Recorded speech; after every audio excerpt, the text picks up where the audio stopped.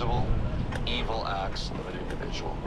And there have been more of those in different places at different times. The assassination of the Speaker of the Minnesota Assembly, the shooting here in Colorado.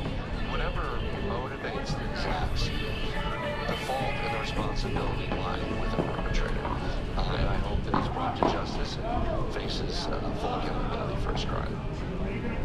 Governor Cox also talks about the cancer, he called it the cancer of social media. How do you get that back? It's like trying to stop a moving train. So much of society depends on social media. Young people flock to social media. It is a great idea to say this is a cause for concern, but how do you really rein that in? Well, look, Charlie Kirk also used social media, became popular on social media, had reach of tens of millions of people on social media. Social media is simply the way we talk and communicate in this day and age, for better or worse. And of course, it leads to instant access to the world of information online. At the same time, it can risk people falling into radicalization or resorting to violent acts. So again, what I would focus on is condemning the act of violence. It's not the free speech that led to this. It's not the fact that people can talk and communicate online. It's the actions of an unhinged, evil individual that caused this horrible, horrific assassination. And when you look at the suspect and his family and his upbringing, I know Spencer Cox has said he comes from a normal family, didn't have any childhood trauma. What turns someone into a killer? And obviously he's still a suspect. But when you look at that and it's up to the perpetrator, what happens to people? And then when he fucks up, I look at her like, get in his cage. And she's like, we don't care about that. I don't know what happened to the assassin of Charlie Kirk. Of course, in the course of the investigation, that'll come to light. At the end of the day, neither of these individuals can shift responsibility. It is their fault that they did this and no one else. People need to take responsibility in this day and age for actions. Many people play video games, many people are online, many people watch movies, and many of them are perfectly peaceful Americans who contribute to making our country safer and a better place. These two are not, so the responsibility lies firmly with them. Okay, thanks so much for joining us this morning, Governor. We appreciate it. Coming up, I sit down with 3 conservative college students to discuss Charlie Kirk's legacy and where his political movement goes from here. Want added peace of mind when you ride? Turn on audio recording in the Uber app. You can select audio recording for all or some rides, such as late night trips, and go confidently. That's safety simplified. Uber. Bell Big Boxes. More food, more flavor. Only at Del Taco. 4 million people have turned to Salt to help make their financial dreams a reality. It's your turn. At the Changa Resort Casino, connected, you can stay, get love, wine, and dine, soar, and so much more. Play your perfect combination at the Changa Resort Casino.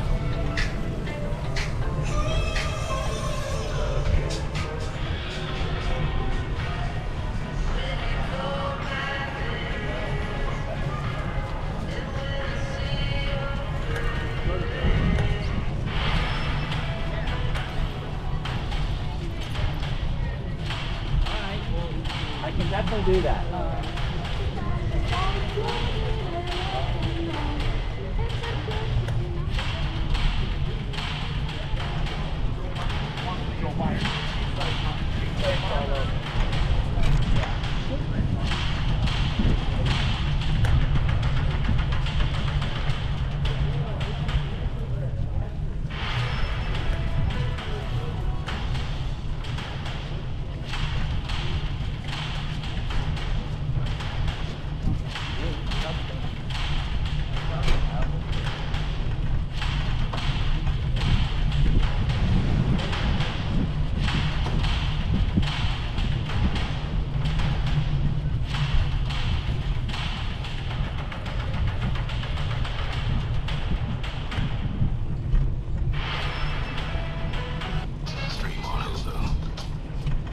Charlie Kirk's influence with young conservatives was far-reaching, galvanizing supporters in person and online like few others. But he had plenty of critics who viewed him as using hateful and inflammatory language. In the wake of Kirk's death, I sat down with 3 politically active conservative college students to understand more about Kirk's impact and his complicated legacy.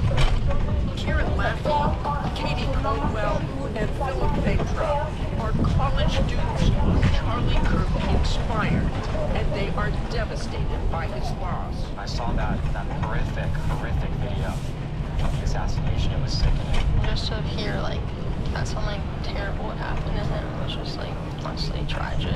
I was in my history class, and for the first time in my college career, I actually stepped out, and my eyes were watery. We sat down with the group just days after Kirk's murder. Charlie Kirk was one of these towering figures of my youth. You know, I'd watched these videos as a kid of him standing up and being so articulate, but him being also so kind to everyone around him. And I said I wanted to emulate that. Katie, how about you? What drew you to Charlie Kirk? So I definitely grew up in a more conservative household, like more traditional. We were Christian. So I think that's why I kind of felt so strongly towards Charlie Kirk, because of like the similarities between his family and mine, and I think that's kind of why it hurt more. As a conservative on campus who's outspoken, who, like Charlie Kirk likes to speak his mind and stand up for what I think is right, I have to tell you, Martha, I'm frightened. Because people think he deserved to die because he just voiced his opinion. Let's talk a little bit about that fear. I don't know if any of you heard Spencer Cox, the governor of Utah, but he was pleading with your generation. Let me read it. Your generation has an opportunity to build a culture that is very different than what we are suffering through right now. This is our moment. Do we escalate or do we find an off-ramp? And in that sense, Kieran, do you feel a responsibility to help bring both sides, all sides, together? 100%. I think unity is very imperative. And look, I want to see people come together. I want to see the First Amendment thrive. I want to see conversations, and I think most Americans do. And look, the reality is, I think it's going to be hard to come together. Martha, I just don't understand how a large population of this country can celebrate something like this. Can you get past the experiences they've had that you may have had as well with people saying, I don't care, or celebrating it? Can you get past that group and say, not everybody's like that? Well, what I would say is that political violence is so corrosive for our country because it fills all of us with suspicion, with distrust, and with hate. But the reason I'm here today is to reject that. Because on my campus, we've had people cheering, we've had them applauding, and that should be completely and totally condemned. But if we become as bad as them, if we act with just as much hate, then Charlie Kirk died for nothing. Kieran, I want to go back to you to talk about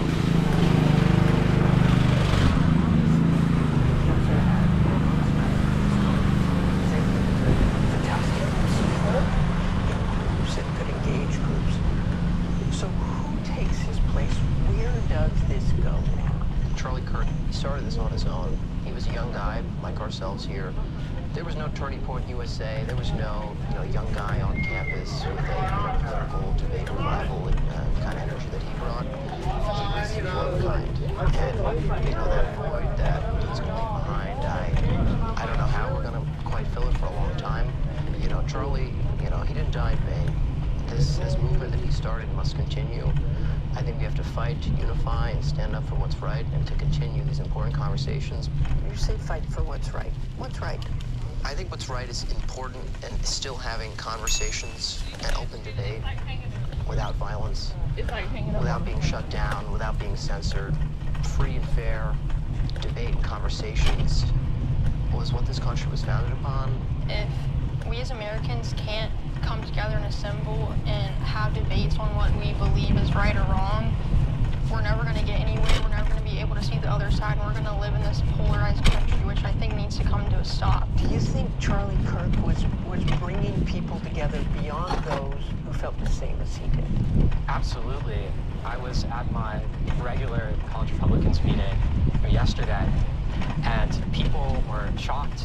They were so grieved But we had a lot of people come who weren't even really interested in politics, and they wanted to express their support.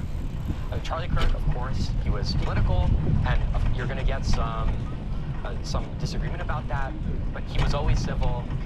You obviously saw who was arrested. You've heard the president say he blames radical left and basically blaming the Democrats. We've had a lot of political violence in this country. Assassination attempts on President Trump, the killing of a Minnesota state lawmaker. Who do you blame? Look, I think after tragedies, it's very easy to play the blame game, and that's not something I want to participate in. I think holistically condemning political violence is what has to be happening right now from either side. Katie, just think about what, as a 20-year-old in America, conservative, what this means to you and what you want to do to make the country better. What I want to see as a conservative moving forward is more, I guess, understanding of the other side, because I know Charlie stood for open debate, and he wanted to understand the other side to see if he could get them to agree with his point or vice versa.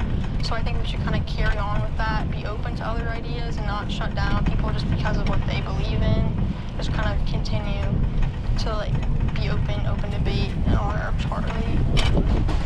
Our thanks to Kieran, Katie, and Philip. I'm joined now by GOP Senator John Curtis of Utah, who lives just miles away from the Utah Valley University campus. Good morning, Senator. Thanks for joining us. I know these are very difficult times for all of us, and especially your state. You heard those college students and their pain. Who do you think replaces Charlie Kirk? Where do those college students put their energy? Well, from time to time somebody comes along that's just not replaceable. But I think the movement is certainly strong and will continue, and I think voices will step up.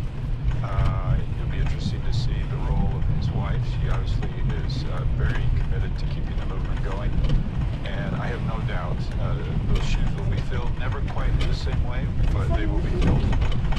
What does the anger, where does the anger come out in this? Where do they channel that anger? Are you worried about that going forward? These kids were very reasonable and introspective, but you know how much anger is out there. What does that do to that movement? Well, first of all, I think we need to have a little grace for those who are angry. We know angry is a real part of grieving. But as they move past that anger, and they definitely need to move past it, we need to think about productive dialogue. There's so much going on in their lives right now, and this huge question of the role of social media, the role it plays, and how do we use that role to be positive. It can be positive, but I fear in many cases it's a huge weight and a very negative weight on this generation. You made a call out on X for people to contact you directly to talk about how they are processing that murder. And you said that would impact how we move forward and talk about these issues. What have you heard so far? Everybody is grieving. It is so clear. And the reason I did that is I remember when I lost a very good friend at that age, I kept wishing somebody would listen to how I felt. And I think part of the way we help this generation is to listen. And there's some very, very important things that we need to pay attention to. I know a lot of people, certainly a lot of Republicans, a lot of people are listening to President Trump, and you heard me talk about it earlier in the show, but several Republican lawmakers, prominent conservatives, including President Trump's sons, Don Jr. and Eric, as well as President Trump, have blamed this on the radicals. Is that the right thing to do, or what do you wish he was saying? So, if it were up to me, I think you need to take the word radical and remove right or left. And radical coming from any direction is not good, it's not healthy, and it should be called out. And that's my mission, is to say, look, to me, this is not right, this is not left. We're talking about radicals, attention. Senator, how do you think we got to this point in this country with so much political violence? You know, you mentioned I lived not far from the university. I was mayor of Provo, Utah, right next to it. I know you know where that is. That was just a decade ago, and it wasn't like this. And I think a number of things have come along. I don't think COVID helped. I think we have to look really hard. I mentioned social media before. I think we have to look really hard at what's just occupying nearly 100% of brainwaves of not just the youth, but of all generations, and what's coming across, and actually what we're allowing to come across. And there's just zero liability for what people are putting out there, and I just think that's, if we're going to fix this, we have to look really hard at that. Okay, thank you so much for joining us this morning, Senator. We appreciate it. Coming up, the Powerhouse Roundtable on the political blame game after Charlie Kirk's assassination and whether we can break the cycle. We're back in a moment. All Uber drivers pass a background check before their first ride and are rescreened every year. So no matter where you're going, you can travel with added peace of mind every time you ride. That's safety simplified. Uber. L Big Boxes. More food, more flavor. Only at Del Taco.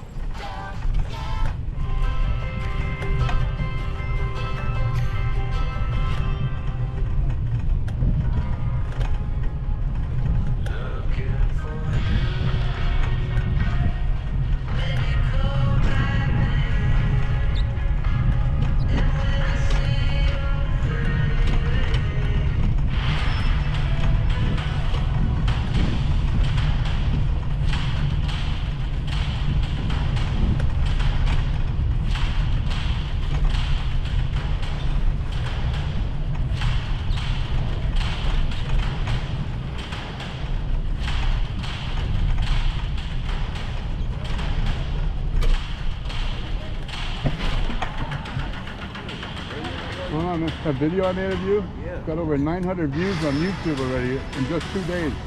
Really? Got your music phone number on there so everybody can see it. Yeah. How many followers do you have already? Well, I used to have 1,000, but now I only have 90. But this has 900 views already? Yeah. If you just posted it regularly on YouTube? Yeah, I need to do more of that. Anyway, thanks, man. No problem. I founded Turning Point USA to tell young people in America that there's a better way than big government and old school corruption. We essentially argue for free markets and free people on college campuses across the country in the most treacherous terrain imaginable. The only way we're going to take back the youth of this country is to storm them, and that is how we're going to make America great again. Charlie Kirk speaking at the 2016 Republican National Convention at the age of 22. He was given his speaking spot by former RNC Chair Reince Priebus. Joins our roundtable when we come back. The credit cheat sheet in your pocket. Learn how credit works. Self can help. Our price match guarantee lets you deliver exceptional wow on an everyday budget.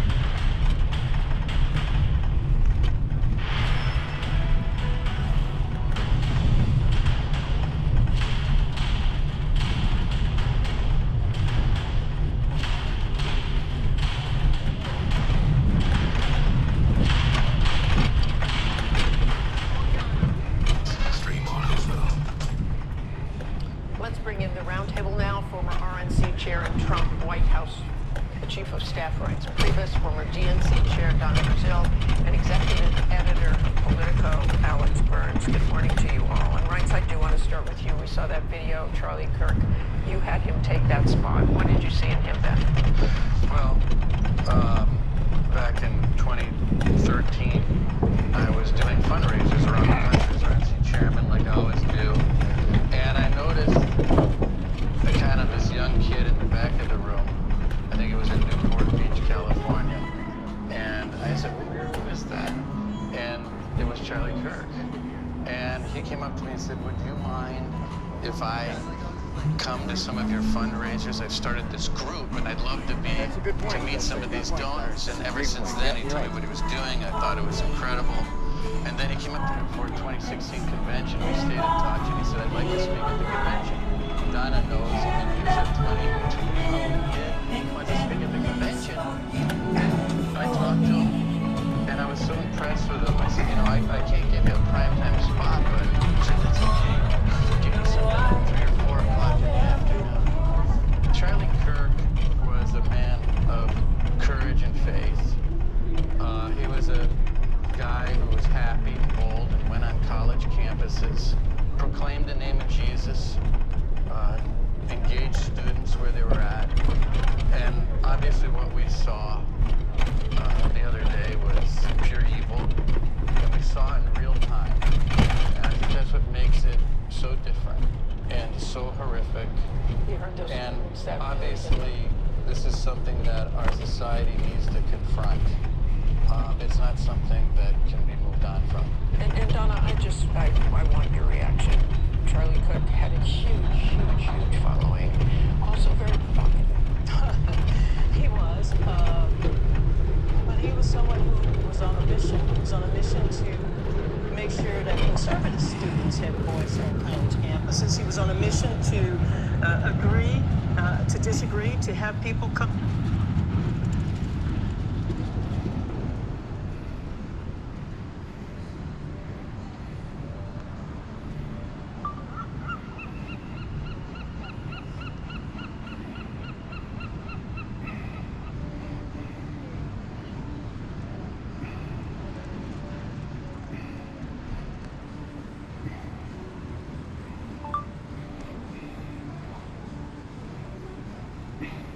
Come to his events who disagreed with him, and as you saw, proved me wrong. There's something about the spirit of America that really inspires people like Charlie Kirk to stand up, even when he knows the things he's saying is controversial or even blatantly wrong. I want to say something about this moment because I think we have to address something that is really bothering all of us. We are living in a very difficult moment. I grew up, I don't want to give my age again, but I grew up at a time when violence was something we heard all the time. As a child, you heard it, Dr. King's death. Dr. King wrote this book, Sprint to Love, in 1963, 5 years before he was gunned down by an assassin bullet. In that book, and this is why I read it, and I'm going to read it again, Dr. King talked about love. Love is not something that we just throw around, but we don't know how to love each other. And before we start thinking about how we are going to celebrate our 250th birthday, America, we need to figure out, can we love ourselves? Can we love this country? Can we love people we disagree with without resorting to violence? Can we basically love our country? Can we do that? Alex, you've, I'm sure, been in touch with a lot of people. The reporter on our panel here today. What are you seeing? There is obviously a lot of grieving going on, and that will continue. But does the real anger and division come back the same as it always does? Martha, I don't know that it's disappeared even for a couple of minutes. That I think people are capable of feeling both grief and despair and anger and rage all at the same time. And one of the reactions that I have heard most frequently in the last few days, and this is from political actors, but also from people outside of the political sphere who are in media or in business, is the range of people who seem to be now targets for this kind of violence is growing and growing. The fact that Charlie Kirk was not an elected official, he was not running for office, it wouldn't be okay if he was, but the fact that you have someone who's an activist and essentially an activist and a media figure, a movement figure, targeted in sort of the most civilian context imaginable, the fact that it was not that long ago that we had a major healthcare executive gunned down in broad daylight for political reasons, it does feel like the toxin is spreading, and for all the, you spoke to Governor Cox a few minutes ago, and it's a very inspiring and articulate message, and also, I just don't see where in our society that message appears to be taking hold in a way that changes human behavior. I agree with you. You look in California, they made the ballot measure, although they changed the name to initially the Luigi Mangione healthcare access bill. It is a problem where division is pure profit. Unity's a loser. You can sell books by dividing, radio by dividing. I saw a poll the other day that 66% of young people, Gen Zers, said that violence is not the answer to solve political problems. 66%, meaning a third potentially couldn't answer that question in the affirmative. And for every, I appreciate everything you said. I'm not arguing, agree with you. Problem is, for every positive message like that, that kid is getting 30 messages telling him the opposite thing from when you said it to when I'm talking. And so, if we can't confront Meta, Snapchat, TikTok, if we can't confront this poison that these kids, it is impossible. You cannot kill an idea. You cannot kill truth. Charlie's message will move on and multiply. But in the meantime, we've got a problem here that needs to be confronted. And Donna, talk about that. I mean, we've heard that, and you heard me ask the senator, how do you stop a moving train? Yes, there's so much terrible stuff online, but how do you beat that? You started where we are. You start in your community, you start in your churches. We have to make sure that civil society is on board. We cannot ask politicians to just condemn this random act of violence or this shooting that. It's up to us. It's we the people. It's not the politicians. You're absolutely right. The proliferation of money in politics is just damning all of us because we're now hardening our views and we don't listen to the other side. We don't understand what the other side, their ideas. I was joking that as a college kid, I can still remember, I used to attend all of the Young Americans for Freedom rallies. Why? Because I wanted to hear what they were saying. I never went to disrupt them. I wanted to know what they were up to. But these folks have to watch their mouth, too. You can call Trump a threat to democracy, a threat to the republic, Hitler. All this garbage means something to all these people, and it gets amplified. And somehow they think that they're solving a problem that they're hearing from other people. And you cannot say enemies, Democrats are enemies from with that. We have to lower the temperature across. Alex, I just want to go back to the point you were making before. I mean, people are fearful, too. I mean, are they fearful to go out and speak? Are they fearful to be in their offices on Capitol Hill? Just how this changes so many things. I remember speaking to a member of Congress after the baseball diamond shooting, not someone who was there, actually not even a member of the same party as the people who were targeted there, saying this is going to change who wants to run for office, it's going to change who wants to run for re-election, because we, meaning members of the House, are just out there in our communities, right? And this will change how people feel going home to their spouses and telling them what they're going to be up to over the weekend and how they're going to be out sort of meeting the people they're supposed to represent. That was almost a decade ago. And since then, you've only had an almost unbroken and accelerating string of other events like these, including multiple assassination attempts against the leading presidential candidate who's now sitting in the Oval Office. The temperature's not coming down. So I agree completely with Donna and with Ryan's about what we would love to see from our leaders. We're not seeing it. Okay, thanks to all of you. Coming up, President Trump says Russia's drone incursion into Poland could have been a mistake. We'll ask GOP Congressman Mike on the call if he agrees when we come back. The credit cheat sheet in your pocket. Learn how credit works. Self can help. Looking for you.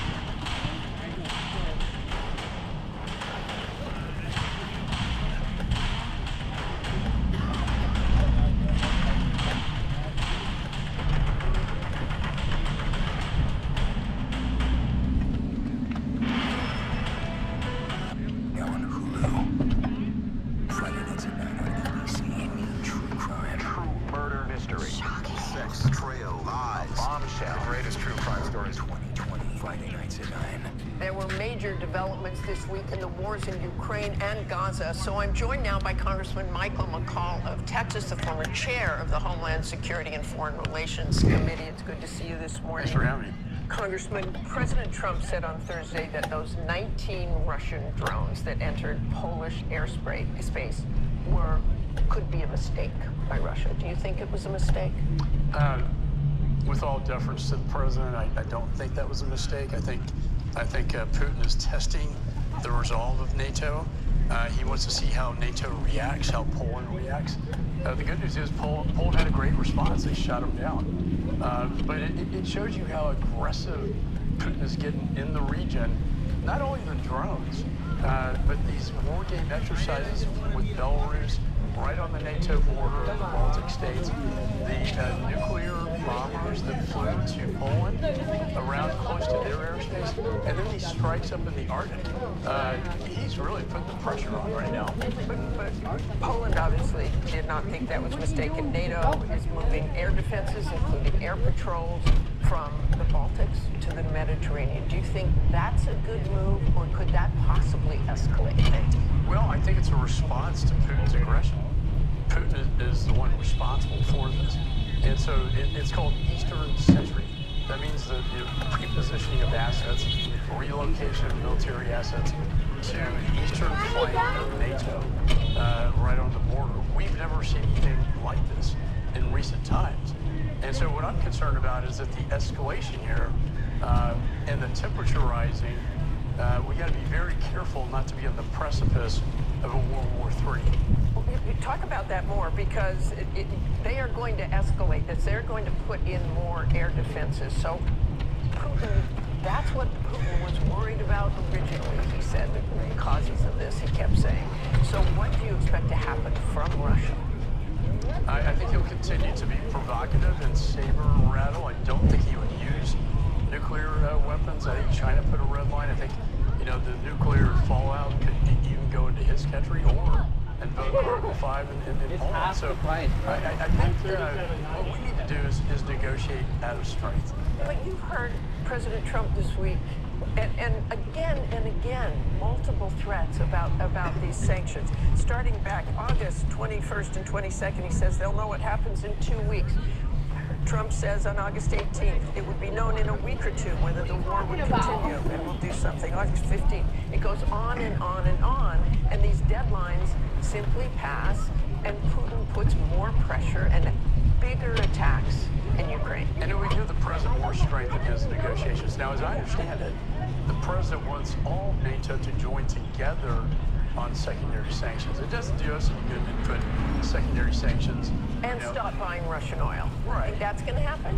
And allow France and Germany to continue to buy Russian oil. So this has to be a team effort. I think NATO needs to stick together on this. And NATO is an organization with the United States leading, puts the secondary sanctions on.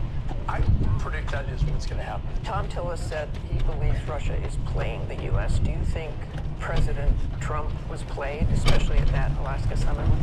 I never had any good faith anticipation of these negotiations. Putin is a KGB once and always, and I don't think he's playing fair. I think he's manipulating the president as a KGB officer would.